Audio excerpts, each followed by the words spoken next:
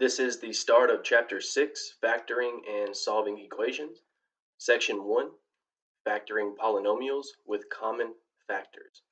So Chapter 5, we saw how to add, subtract, multiply, and divide polynomials. Here, we will look to factor polynomials. Factoring is often viewed as the reverse of multiplication. So when you factor a polynomial, what you want to be thinking of is what polynomials did I multiply together in order to get this resulting polynomial. So factoring says take the polynomial that you have and work in the reverse directions of the distributive property. Distributive property means to multiply polynomials. Reversing the distributive property is to factor a polynomial. So here are our objectives. Find the greatest common factor of two or more expressions. Recall these expressions can also be polynomials, so we'll talk about finding the GCF of polynomials. Factor out the GCF from polynomials, so you'll see that step 1 leads right into step 2. And then step 3, factor polynomials by grouping. This will help us factor trinomials in the next few sections. So we will first look at factoring by the greatest common factor. Anytime you are wanting to factor a polynomial, this should be the first question you ask yourself. Does this polynomial or does this expression contain a greatest common factor? We are going to look at an example or two of prime factorization first and foremost, and we will see how we can use prime factorization to determine the greatest common factor for a set of numbers. If we can determine the greatest common factor for a set of numbers, we can use that same idea to find the greatest common factor for a set of terms. Recall that a polynomial is defined to be the sum and difference of terms. So if you can find the GCF of those terms, then you can factor that GCF theoretically out of your polynomial. Let's start with the integer 60.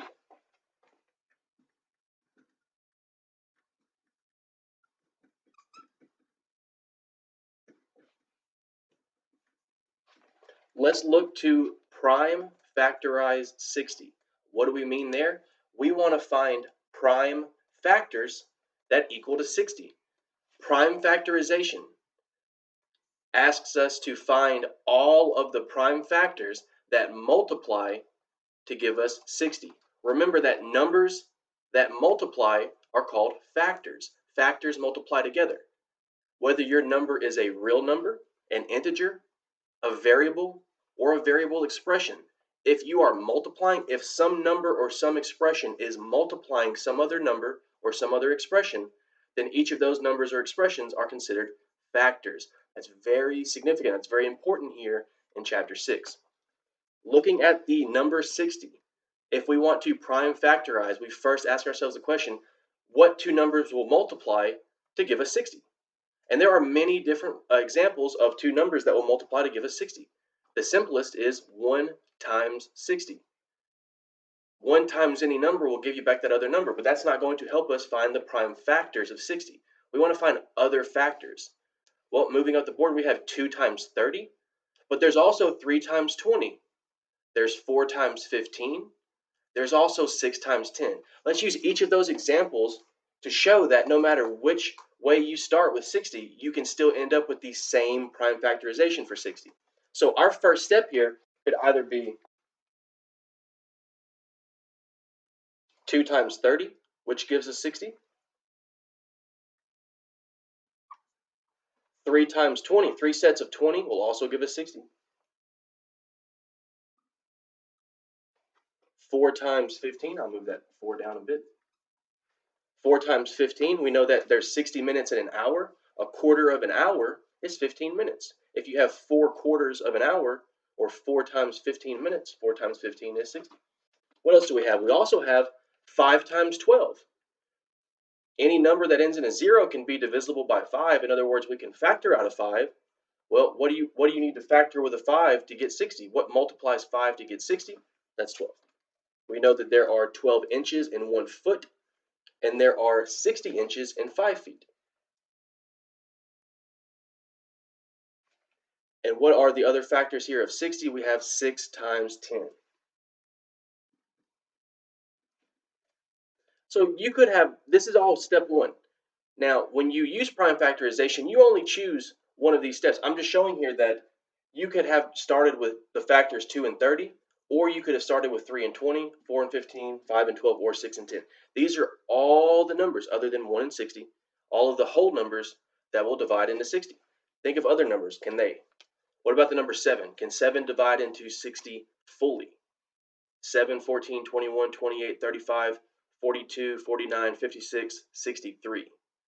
So 7 does not divide fully or wholly into 60. What about 8? 8, 16, 24, 32, 40, 48, 56, 64. Not into 60. 12, what about, we have 12 on the board, right? 12, 24, 36, 48, 60. So 12 is good because it goes in there wholly 5 times. 5 goes into 60 12 times. So we see, notice that we say that word times. 5 goes into 60 12 times, or we state that as 5 times 12 is 60. Multiplication is repeated addition. If we chose the factors 2 and 30, we ask ourselves the questions now. Can we rewrite 2 as the product of factors? Can we rewrite 30 as the product of factors? 2 is a prime number. The idea here is prime factorization. We want to rewrite 60 as the product of prime numbers. 2 is prime, so we circle 2, noting that we cannot further factorize the 2. Well, what about 30? Well, 30 is an even number, other than 2. 2 can't be factored, but 30, however, because it is even, 2 times 15. Because it ends in a 0, we can divide it by 5. We can also divide it by 10. 5 times 6 or 10 times 3. We have to make a decision. Which of those 2 factors do we want to use? 6 times 5, 2 times 15. I want to use 10 times 3. Why not?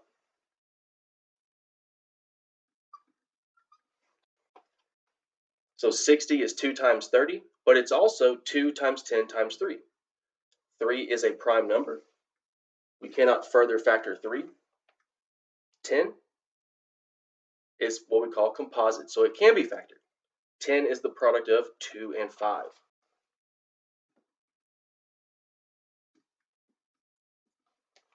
So we see here that we can rewrite 60 as the product of prime factors 2 times 2 times 3 times 5. 2 times 2 is 4, times 5 is 20, times 3 is 60. 2 times 3 is 6, times 5 is 30, times 2 is 60. 2 times 5 is 10, times 2 is 20, times 3 is 60. So those prime numbers that multiply to give us 60, because they are multiplying, we can move them around because multiplication is commutative. Would we have gotten these same factors had we chosen a different first 2 set? 3 is prime, as we've seen. 20 is the product of 2 and 10, or 4 and 5. 4 is 2 times 2. And of course, 2 is a prime number. 5 is also a prime number. How do we prime factorize 60?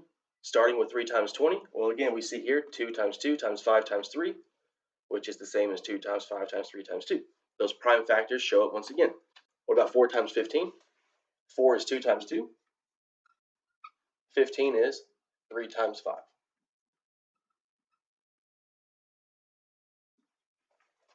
We notice that pattern, right? Multiplication, mathematics, is all about establishing a pattern, understanding the pattern here. 5 times 12, well, 5 is already a prime number. We can't do anything with that. What about 12? That's 2 times 6 or 3 times 4. Let's try 2 times 6. 2 is prime. 6 is even, so it's composite here, and that is 2 times 3.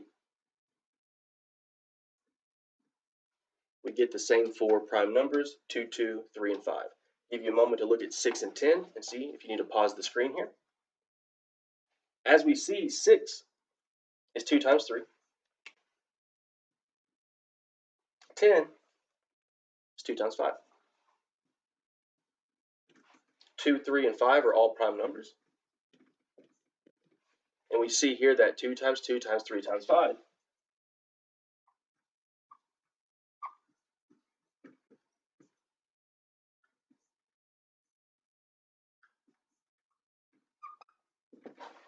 The product of these four prime numbers is 60. And because they're multiplying, these four numbers happen to be factors. We could rewrite this as 2 squared. Multiply 3 times 5. How many factors of 2 did we have? Well, we had 2. We had 2 factors.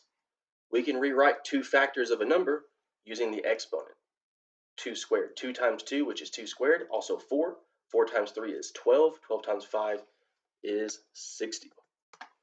Looking at the number 150, we want to use prime factorization.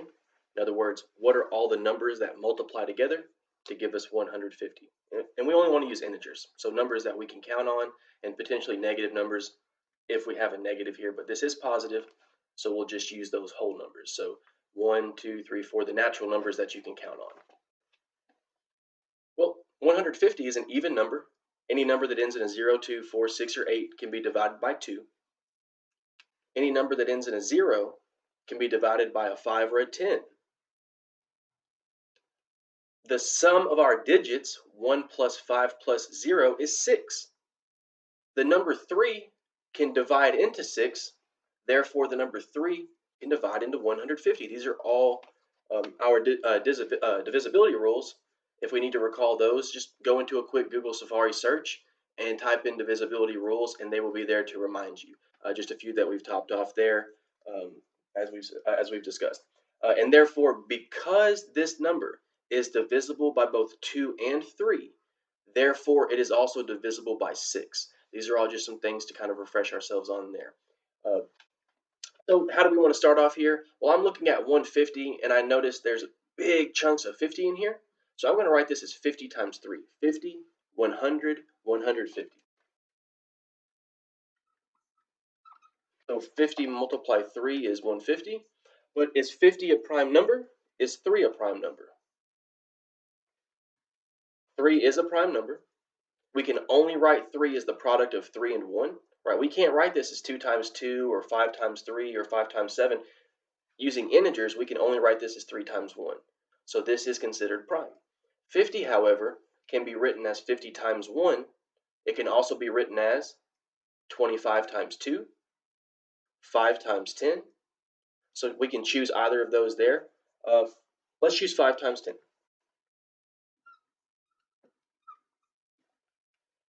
For the factors 5 and 10, are they prime? If they're not, if a number isn't prime, it's composite, meaning that it can be further factored down. 5 is prime. 10 is an even number. So we know we can divide a 2 in there. 2, 4, 6, 8, 10. So that's 5 times 2. Where we've seen 5 as a prime number, as well as 2. So the product here of 2, 5, 5, and 3, and we'll just rewrite that in the correct order of smallest to largest. 2 times 3 times 5 times 5. Well, this gives us 150. 2 times 3 is 6. 6 times 5 is 30. 30 times 5 is 150. We can reverse these orders because multiplication is commutative. We can move these around.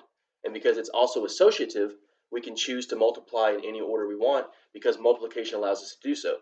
There is no order of operations that takes place here because there's only one operation, and that's multiplication. Remember, what are operations? Adding, subtracting, multiplying, and dividing. Those are our 4 arithmetic operations. Here, we are using the one operation of multiplication 3 times. There is a product, there is a product, and there is a product. So where do we want to go first? Choose anyone there. 5 times 5 is 25. 25 times 3 is 75. Times 2 is 150. 3 times 5 is 15. Times 2 is 30. Times 5 is 150. 3 times 5 is 15. Times 5 is 75. Times 2 is 150. So we can express those in whichever, or use the arithmetic in whichever order we want. We can express this now. We can rewrite this as 2 times 3 times our 2 factors of 5, which we express as our 2 factors of 5. In other words, 5 squared. And thus we have our prime factorization. One more to kind of lean on here. What if, for example, we have, let's say 94. I look at 94 here, and it might not be obvious which numbers can divide into this. If we have a number like 150, it's very obvious that the number 10 can divide into it, that the number 25, because 150 is kind of like $1.50, and we know that $1.50 is 6 quarters, therefore a quarter can go into $1.50 6 times, and 25 times 6 is 150. But 94 might not be so obvious. But what is obvious is that this number ends in a 4, which means it's even. So we can, at the very least here, rewrite this as 2 times some number. But what is that number here? Well, 94 divided by 2 is what? Use long division. 2 goes into 9 how many times? 2, 4, 6, 8, 10. No, we can't do it 5 times. 2 goes into the 9 4 times. But we had 1 left over, right? Because 2 went into the 9 and it went only up to the 8. There was 1 left over. 2 goes into 14 because we want to bring the 4 down. 2 goes into the 14 7 times. So we see 2 times 47 is 94. 2 is a prime number. What about 47? Well, we know 1 times 47 is 47. It ends in a 7, so it can't be divided by 2. 2 times an integer will not give us 47. Let's see here. What would it be? 3 times a number? Well, no. 3 times 16 is 48. It's not 47. 4 times 12 is 48, not 47. 5 times 9 is 45. 5 times 10 is 50, so it can't be divided by 5. What about 7? Maybe does 7 go into this? Well, 7 times 6 is 42. 7 times 7 is 49, so 7 will not divide into 47. It turns out only the integers 1 and 47 will divide into 47. 47 is unique. It's a much larger number. We would look at 47 and think it's so large, something has to divide into it. But we start looking at a pattern that some of these odd integers, as we get higher and higher, not all of them actually contain factors other than 1 in itself. Had we just moved this to 48 or 46, we immediately could divide out a 2. We could pull out that factor of 2. But when the number is odd, you have to consider the possibility that it may very well be a prime number. 2 is the only even prime number that you have on the list. Every even number larger than 2, such as 4, 6, 8, 10, and 12, you can divide out of 2, making it composite. 2, however, can only be written as 2 times 1, and according to the definition of a prime number is a number that can only be rewritten as 1 times itself. 2 times 1, 1 times 2, that's all you can do for that. So it's prime. 47 is also prime. So how do we know when an odd number is composite? How could we really quickly look at an odd number and determine if it is in fact composite? Add the digits together. That's your quickest way to do it. 4 plus 7 is 11.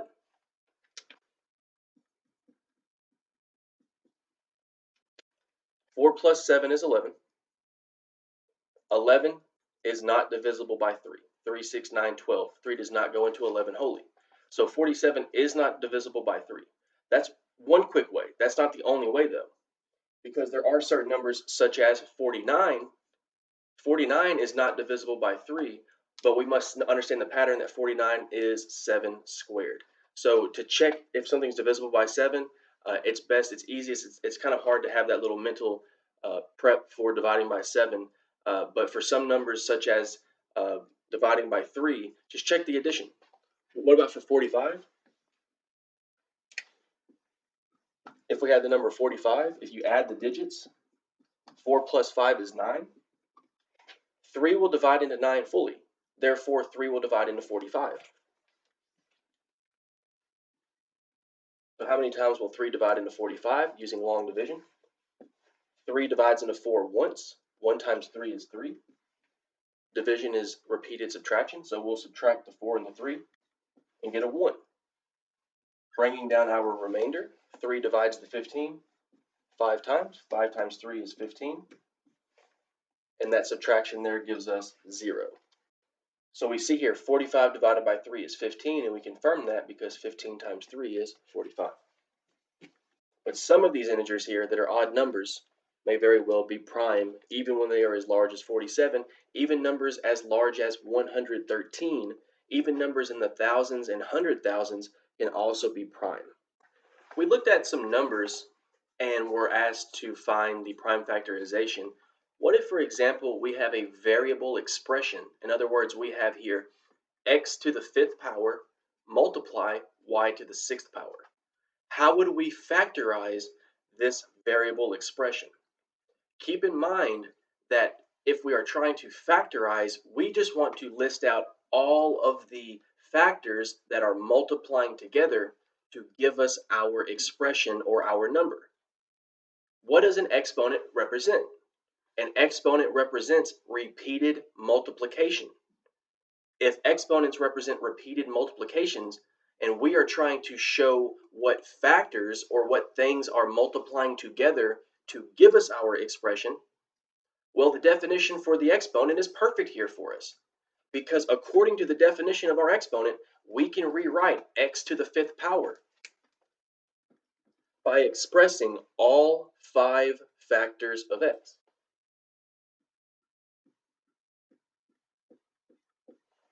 Here is x to the 5th power. 5 as an exponent means we have repeated multiplication. X multiply x multiply x multiply x multiply x. But what else is that multiplying? We're multiplying y to the 6th power. Using that definition of an exponent, y to the 6th power can be expressed as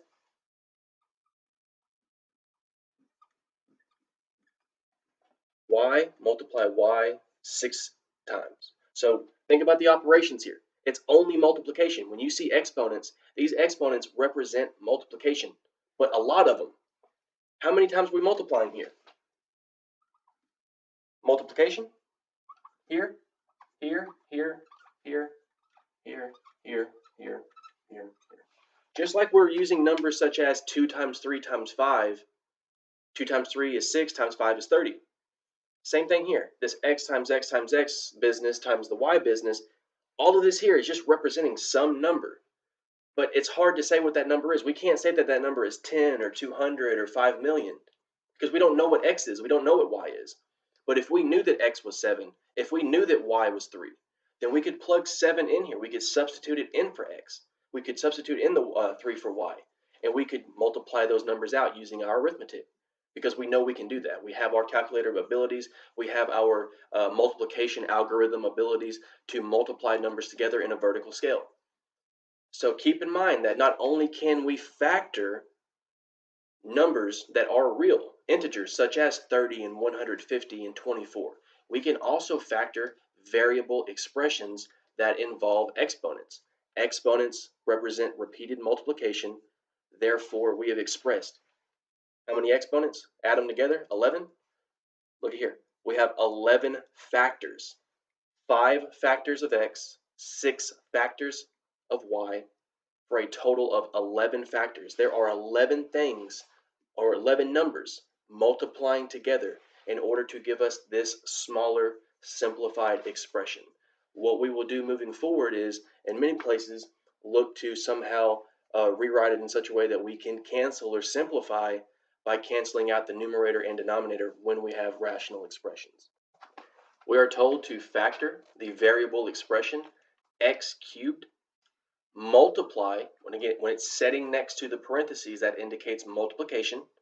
We're thinking of factoring. Factoring shows things that multiply. X cubed is multiplying the quantity x minus 2 squared. We can also read this as the binomial x minus 2 squared. Exponents represent, they define repeated multiplication. X cubed means we have 3 factors of x. Let's express all of those factors so that we can successfully show all factors of our variable expression. X cubed represents 3 factors of x. X times x times x. This is our x cubed, but we are expressing all the factors of x that we have available. x minus 2 squared. The 2 indicates we have 2 factors of x minus 2. There's the first factor, and of course it's a factor, so it is multiplying.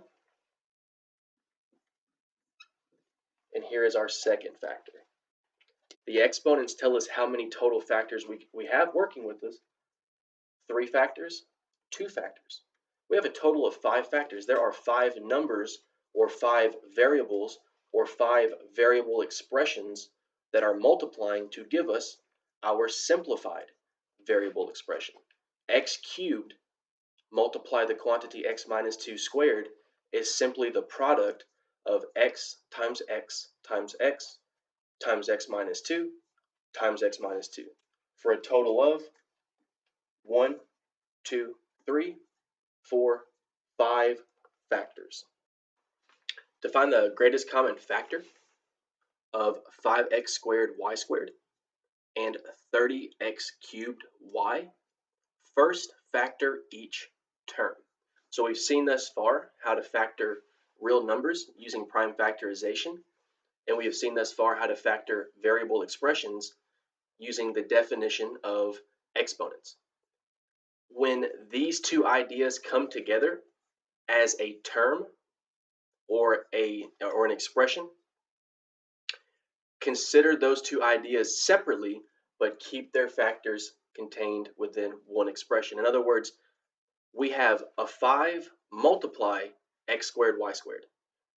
Let's consider every possible thing we can do to factor our number 5 and factor our x squared y squared variable expression separately, noting that they are multiplying together. It's one term, but we're going to take care of each idea separately.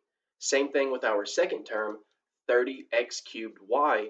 We will look to factor the 30 using our prime factorization, and then for the variable expression x cubed y, we will note our definition for the exponent.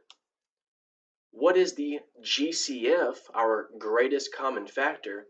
It will be those factors that are common for each of our terms provided.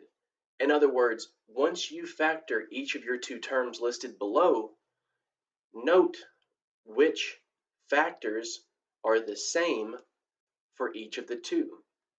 This tells us that they have a number or an expression that can be divided into each of the terms. Let's start with 5x squared y squared and 30x cubed y. For 5x squared y squared, 5 is a prime number, so writing it as 5 times 1 would be irrelevant here. We just simply leave it as 5. 5 is prime, so we have factored the real number 5.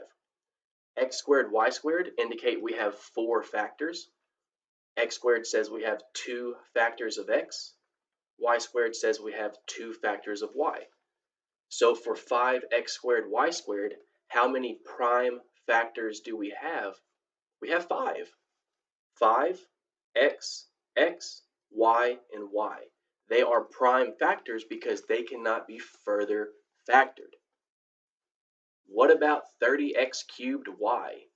What are the prime factors for 30x cubed y? First, start with the number 30 and use prime factorization. Then using the rule of the exponent for x cubed y. 30 can be rewritten in many different ways. 3 times 10, where 10 is 2 times 5. It could be 5 times 6, where 6 is 2 times 3. You will see that the prime factors for 30, 2, 3, and 5. X cubed indicates 3 factors of x. Y is simply 1 factor of y. Now, what are the factors that are common for both of the terms here? You see that there is a factor of 5 in both terms. Therefore, the factor 5 is a common factor, but it's a single common factor. We want to collect all of the common factors for our 2 terms, and the product of our common factors defines our greatest common factor. The greatest common factor here is 5x squared y. We see that there is a factor of 5 shared between each of the terms. There are 2 factors of x shared between each of the terms. And there is a factor of y that is shared between each of the terms. Indicating the greatest common factor to be 5x squared y, we would now want to consider what is left behind, or what is not a part of our greatest common factor. For our first term, 5x squared y squared, the only factor that is in that first term that is not a part of the GCF is the one single factor of y. So our GCF multiply the variable y is 5x squared y squared. For our second term, what is the factor or factors not present in the GCF? The factors that we did not include in the GCF are the factors 2, 3, and x.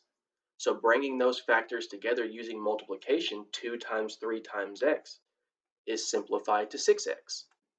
So the product of our GCF and 6x will give us 30x cubed y. And of course, we can go back to 5.3, multiplying polynomials, and we can confirm that because we know that 5x squared y times 6x. 5 times 6 is 30. X squared times x is x cubed, plus that additional factor of y, resulting in 30x cubed y.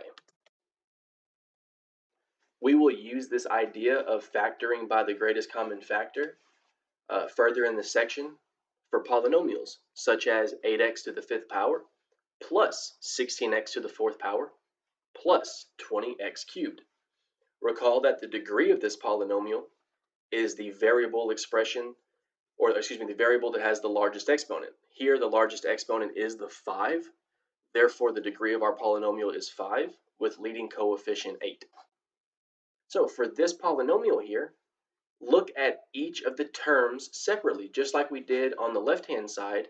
If you visualize 8x to the 5th power, 16x to the 4th power, 20x cubed as 3 separate terms, then by factoring each of those 3 terms, you can find the GCF for our polynomial. Let's go ahead and try that here. I'm going to write them out. 8x to the 5th, 16x to the 4th,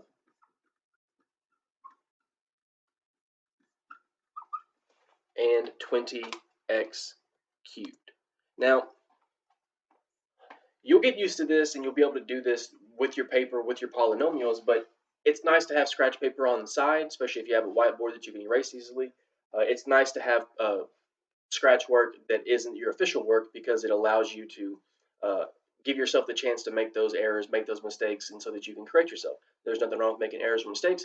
It's everything good because you're allowed to build off those mistakes and correct them. And that's really what it's all about. It's about learning from your mistakes. 8x to the 5th power. Let's start by factoring 8 first. Prime factorizing 8. Is 8 a prime number? It's even, so it can't be. It's 2 times 4. Right? 2 times 4 gives us 8, where 2 is a prime number. But what about 4? Is 4 a prime number? 4 is 2 times 2, so I'm going to rewrite 4 as 2 times 2. And we see here that 2 times 2 times 2, or 2 cubed, 2 to the 3rd power, is 8. Something to remember, that 8 is a perfect cube because it's 2 times 2 times 2. There are 3 factors of 2, and it gives us 8. Therefore, 8 is a perfect cube.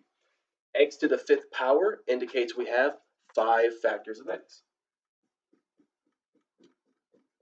So here is our 8x to the 5th power factored out. 16x to the 4th power. Well, what do we have going on here? 16 is a perfect square. It is 4 times 4. But as we've seen, we want to just build on what we already know. 4 is not a prime number. It is 2 times 2. So here I will write 2 times 2. Here I will write 2 times 2.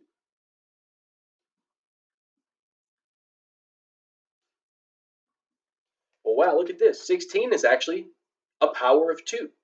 It was 4 squared, which means it's a power of 4. 4 to the 2nd power. It's also a power of 2. 2 to the 4th power. Powers of 2 are very important, especially for all you athletes and sports fans, Think about tournaments. Think about those round robins where usually you have a 64 and it builds to 32, to 16, to 8, to 4, to 2, to 1 champion. That's because each of those numbers are powers of 2. 2 to the 0 is 1, 2 to the first is 2, 2 squared is 4, 2 cubed is 8. So when you create tournaments and create brackets, you're doing it based on powers of 2. If you didn't use 64, you would probably use 16 or 8, once again because they are powers of 2, allowing you to build down to one single champion. X to the 4th power indicates 4 factors of x. So it's neat to see here that 16x to the 4th power can be rewritten by showing off the factors. How many factors here? We have 8 factors that make up 16x to the 4th power, and these are prime factors. They cannot be further factored. It's also interesting to note that we have 4 factors of 2, 4 factors of x. X to the 4th power is 4 factors of x. What about 16? Well, it's 4 factors of 2. It's 2 to the 4th power. So 2 to the 4th power times x to the 4th power. It's interesting they have a nice little pattern relationship here. The number 16, which is 2 to the 4th power, and then we have our x to the 4th power. The number 20, well, that's 4 times 5, but 4 is 2 times 2. Our prime factors for 20, x cubed indicates 3 factors of x. So what are the factors that are common here? It's almost like you can just match them up as you stack them from top to bottom. Here's this factor of 2. There's a factor of 2 here. There's a factor of 2 here. So here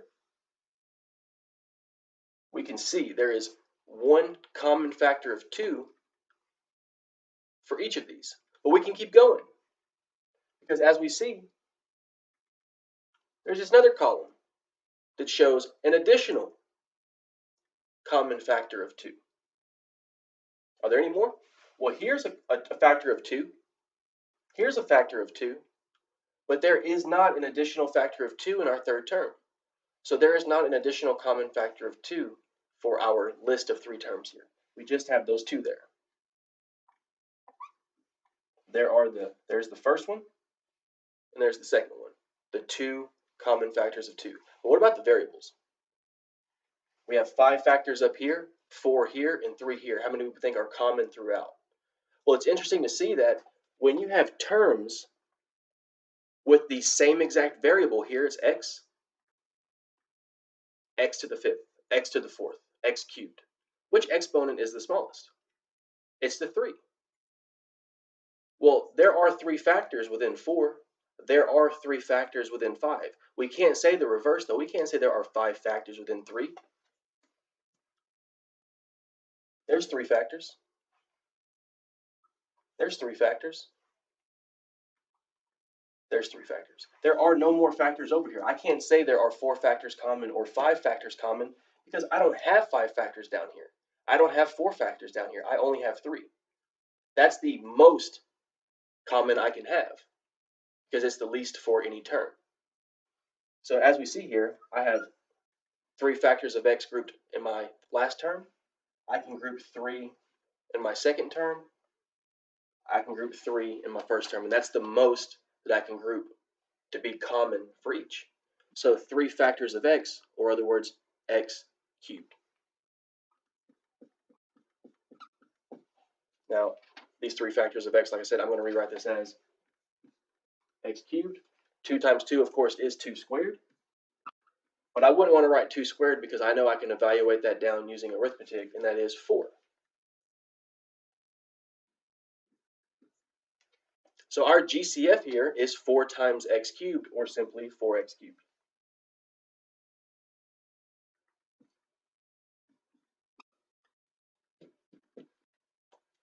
So our GCF 4x cubed can be factored out of each of these terms. If we factor this out, if we divide it out, what do we leave behind here?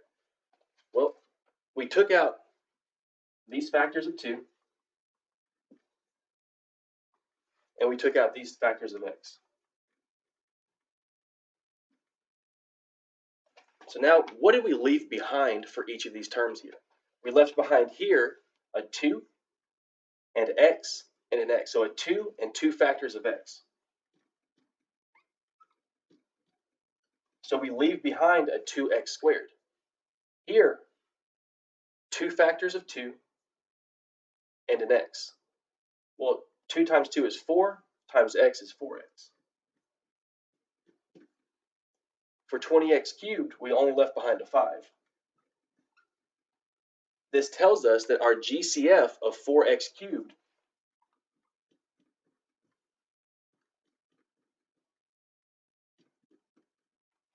if we take our GCF of 4x cubed and we multiply back what we left behind, this 4x cubed multiplied what we left behind here, the 2x squared, well, again, 2 times 4 is 8. X squared times x cubed is x to the 5th. It just shows that when you factor something out, you can always multiply it back in, and it'll give you back what you started. 16x to the 4th, we left behind 2 times 2 times x, which is 4x. But if we take the GCF now and multiply it back to that 4x, 4x multiply our 4x cubed. 4 times 4 is 16. X multiply x cubed. That tells us here's a factor of x. Here's 3 factors of x for a total of 4 factors of x. Lastly here, 5 times 4 times x cubed is 20 times x cubed, which is 20x cubed. So going back to the PowerPoint, for that polynomial, which we say is a trinomial because there are 3 terms, if we want to factor this trinomial, the first question we ask ourselves is there a greatest common factor? To answer that question, and once we build on it and get a little bit better with this practice, we can leave it as the polynomial and go ahead and consider factoring out a 4, go ahead and considering factoring out the x cubed. Is just look at the 8, 16, and 20 separately. 4 is the largest number that will divide into 8, 16, and 20.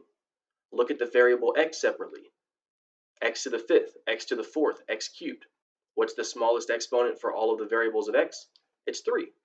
So not only does the number 4 get factored out, but the x cubed expression also gets factored out, leaving us behind a 2x squared for our first term, a 4x for our second term, and a 5 for our third term. Anytime we factor out the GCF, whatever we leave behind for those 3 terms, well, that just becomes our resulting trinomial. In other words, our GCF, 4x cubed, multiply those 3 leftover terms, but written as a polynomial, 2x squared, plus 4x, plus 5. The GCF multiply the leftover terms in our polynomial will give us the original polynomial we started with. I challenge you there to take the 4x cubed, distribute the 4x cubed into the parentheses using multiplication. In other words, work your way back up the equality chain there, and you will see how the distributive property works. The 4x cubed will first multiply the 2x squared, then it will multiply the 4x term, then it will multiply the 5. Simplifying each of those 3 products using the rules that we learned from chapter 5, you will end up with the polynomial we started with. So it confirms that we have the correct factorization and that our leftover polynomial was the correct leftover polynomial. For the following exercises, find the greatest common factor of the expressions. So here we have these different expressions, these different terms here. The first one, 2x squared. The second one is 12x. So looking at each of these 2 terms, we want to find the greatest common factor. And the way that we do that is we factorize each of the 2 terms and we compare the factors. What are the same? Which of the factors are the same? The collection of those factors when multiplied together will give us our GCF. So we have 2x squared and 12x. Let's start by factoring 2x squared. The number 2 here, as we know, is a prime number. So I really can't rewrite the 2x squared with the 2 here. I can't write it any other way other than 2. 2 is 2 times 1. So the 2 stays the same.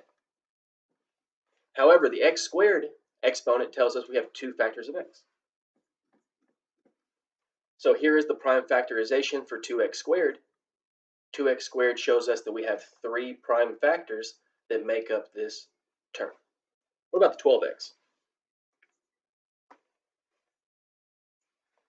How can we rewrite 12 as the product of two numbers? How can we prime factorize 12? Well, 12 is 2 times 6. Again, we know 2 is a prime number. 6 is 2 times 3. And even if you would have chose 4 times 3, 4 is 2 times 2. 2 times 2 times 3. 4 times 3, 12. 2 times 3 is 6. 6 times 2, 12. So our prime factorization, 2 times 2 times 3. For 2x squared, we have the 2. We have the x and the x. Over here again, if you want to draw these off to the side,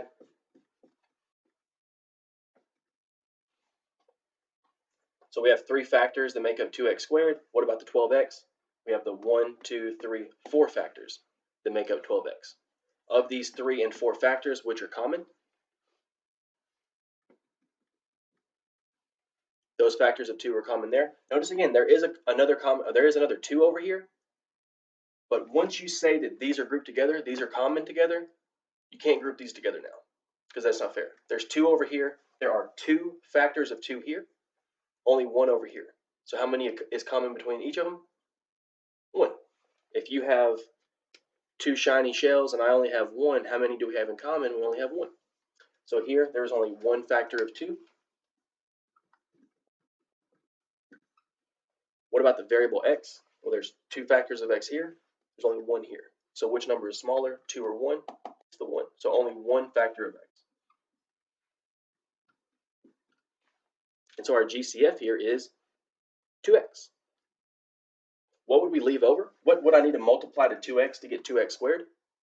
What do I need to multiply to 2x to get 12x? That's what we want to consider when we factor out. Well, what did we not use? Over here, here's a 2x. Oh, so we need to multiply this 2x to this x to get back to where we started. What about over here? Well, what did we not use? A 2x, so let's take away this 2. Let's take away this x. So what are the prime factors that we didn't use? 2 times 3, which is 6. Oh, so 2 times x, this GCF, if I multiply 2x to 6, I'm back to my 12x. Next example, 16x squared y and 12xy squared and 36x squared. Find the greatest common factor of the following terms here. Well, once again, we see that each of the terms have a coefficient, 16, 12, and 36. So we're going to want to treat those real numbered coefficients separately in order to find the GCF for them. Use prime factorization.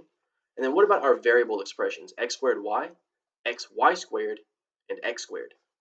Well, notice the first 2 terms use both variables x and y. The last term does not contain the variable y. Well, thinking of that, how can y be a part of the greatest common factor? How can y be a common factor? It's not, because y is not a factor in our third term. So rest assured that y will not be a part of our greatest common factor because y is not a factor in our third term. So let's go ahead and think about factoring each of our 3. And once you've seen these numbers before, keep those in mind. They don't change. The number 16, we have already factored 16 using prime factorization. 16 is 2 times 8 or 4 times 4, but 4 is 2 times 2. 8 is 2 times 2 times 2. 16 is a power of 2. 2 times 2 times 2 times 2, or 2 to the 4th power.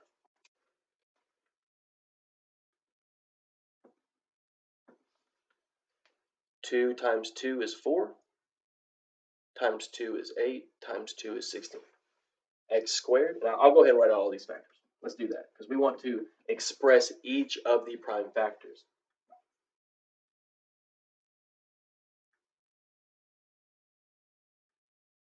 Two to the 4th power, or simply 16, are 4 factors of 2.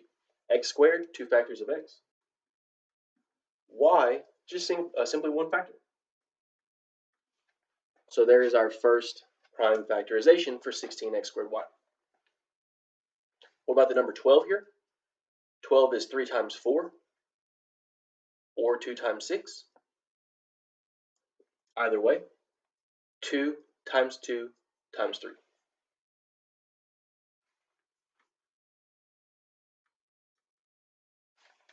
Where 2 times 2 is 4, and that resulting 4 times 3 is 12. Likewise, 2 times 3 is 6, times the 2 is 12.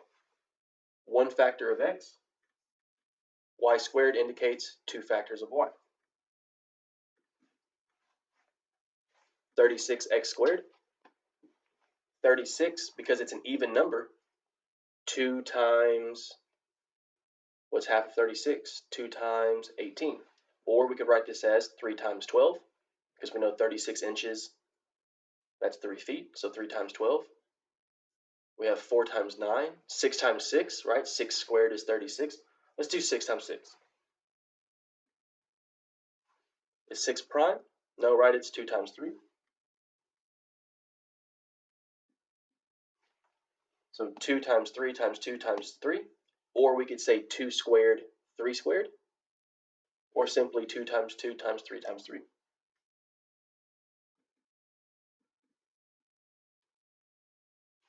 So we have 4 factors that are prime that make up 36. X squared indicates 2 factors of x. So which factors that are prime, right? We can't just say factors, we want prime factors. We want to make sure that we are, once we're done, 2 cannot be further factored. You cannot further factor x or y. Cannot factor out of 3 any further, so we're done. Now what's common?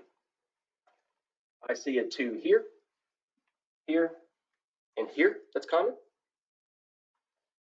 Here, here, and here. Are there any more common factors of 2? I see a factor of 2 here, but there are no more here or here. So I cannot circle any more common factors of 2. So far, I have 4, right? 2 and 2. 2 times 2 is 4. So far we see that the numerical number that can be factored out of the 16, 12, and 36 is 4. Well, that actually kind of makes sense because the difference between 12 and 16 is 4. So we couldn't have any number that's any larger. That wouldn't make any sense. So it would have to be 4 or a number less than. In this case, it's 4, 4, 8, 12, 16, 20, 24, 28, 32, 36. What about the other numbers? I see a 3 here, I see a 3 here, but not here. So I can't go any further there.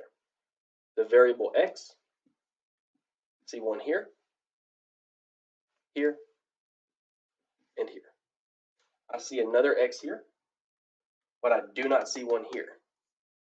So there cannot be a common one throughout.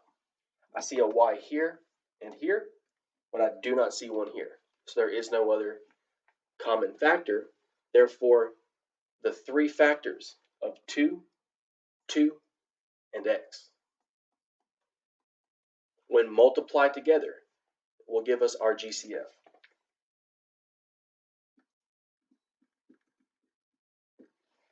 Two times 2 times x. 2 times 2 is 4. 4 times x is 4x. So that is our GCF. The question to you is, what would I need to multiply to my GCF 4x in order to get 16x squared y? Well, what factors do I have left over? I did not use those 2 factors for my GCF, nor did I use these 2. Multiplying together 2, 2xy, well, 2 times 2 is 4, times xy is 4xy.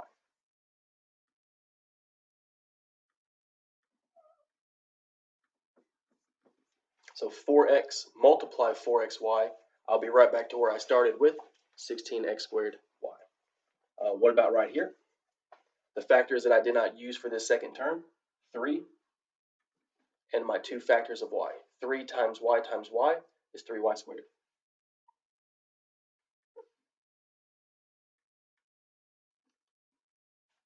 The leftover factors of 3y squared multiply our GCF 4x. That product will give us right back where we started, 12xy squared. Lastly here, for 36x squared, if we factor out a GCF of 4x, what do we have left behind? In other words, what do we need to multiply to 4x in order to get back 36x squared? The factors we did not use are 2 factors of 3 and our 1 factor of x. 3 times x is 9 times x, which is 9x.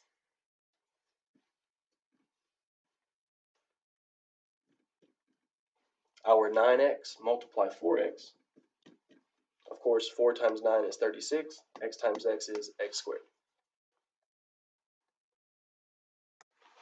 For number 10, we have three terms: 5y to the fourth power, 10x squared y squared, and 1.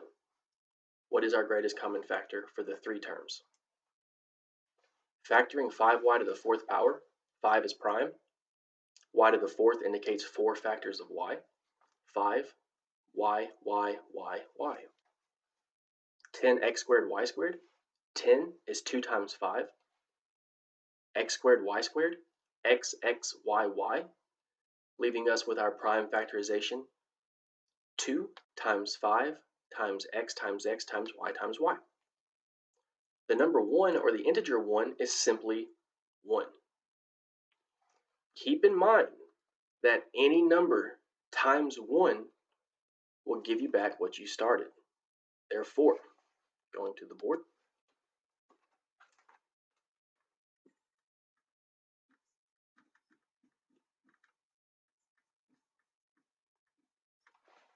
five y to the fourth, if you multiply this by a 1, this still equals 5y to the fourth.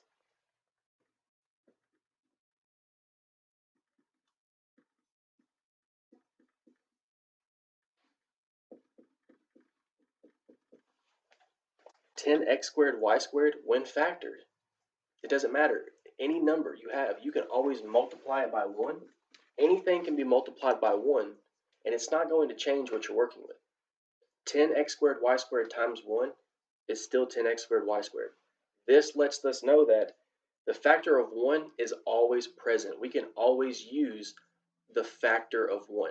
Multiplying by 1 is very beneficial in algebra. As you've seen, it helps us simplify fractions when we need to add and subtract them.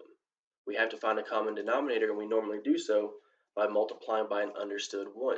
In this case here, understanding that multiplying by 1 will help us determine our GCF. The number 1 is simply 1 times 1. 10x squared y squared when with prime factorization. 5y to the fourth with prime factorization. We just normally don't include the factor of 1. It's important here because, as you see, what is the common factors throughout these three here?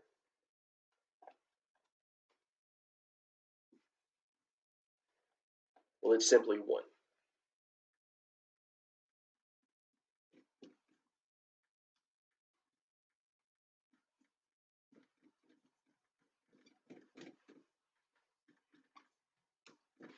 The GCF for this set of numbers is simply 1. Because anytime you try to compare a number, a variable, or a variable expression, in this case here we have these variable expressions involving coefficients, if we try to compare them with the number 1 and figure out some sort of greatest common factor, there's only one factor for 1, and that's 1. So the greatest common factor between any term and 1 will always be 1. Number 14 is a great example of factoring by grouping, as we are going to see in one of our later objectives. If at times we will see that some of our factors are actually binomial factors. We see here for number 14, 4 is multiplying x minus 5. 3 is multiplying x, which is multiplying x minus 5. If we want to prime factorize each of these expressions, again, these are variable expressions. They express some sort of number, but they are using these variables and this arithmetic here. Well, 4 is multiplying x minus 5. So 4 is a factor, and 4 can be rewritten as 2 times 2. So here we have our 4, which is 2 times 2. 4 is multiplying the x minus 5. So our first term there has 3 factors. We have to be able to see that even with these binomial factors, the 4 is sitting next to the parentheses, which indicates it's multiplying.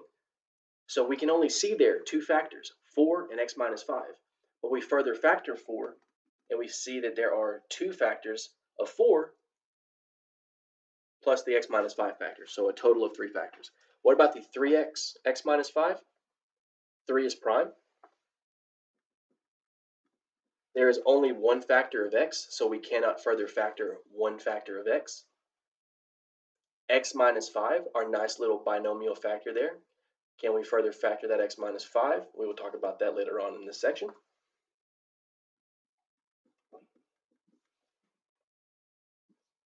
So let's take a look here, see what we have. Is there a greatest common factor?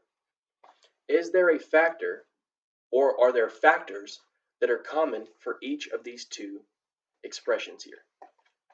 A factor of 2 and a factor of x minus 5. A factor of 3, factor of x, a factor of x minus 5. Which factor did we say was in each? The x minus 5. Nowhere does the definition say our GCF has to be just one single number or one single variable or simply the product of a number and a variable. It can be, in this case here, a polynomial or a binomial because the definition just says it has to multiply and be common for each of our terms or expressions. And here the x minus 5 can be seen as a factor in both expressions, and it's the only factor that is common. Therefore, it is the greatest common because it is the largest such expression or factor that is common for each of the terms.